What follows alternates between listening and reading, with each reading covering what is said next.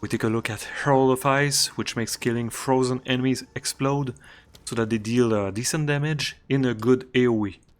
For it, you need a spirit gem, not a skill gem, so you get your first one in Act 1 from this guy here, and then it's a rare drop. When you have it, right click to activate here. Now I'm going to show you what happens if you kill frozen enemies with it activated, and show you what happens if you don't have it activated.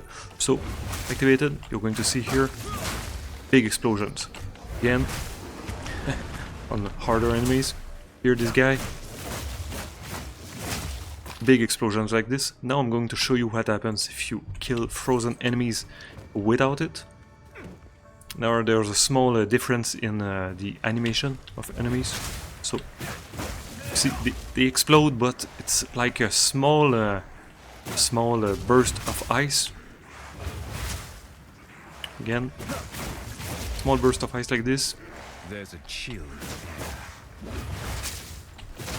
Big burst of ice that does damage. One thing that is good to know, if you look here, you only see Herald of Ice on the monk, but actually any class can use it as long as they have the dex and int and use a martial weapon. So unfortunately, cannot use a cold Sark for it, but you could, for example, use this guy here. He has some ice skills. If we look here, crossbow, you have ice shards, glacial shot, so you could use crossbow with Herald of Ice. That will work, no problem. Now, if you're using it on the monk, like the game is suggesting, well, you probably want to have a look at the skill Wave of Frost here, which does a very high amount of freeze.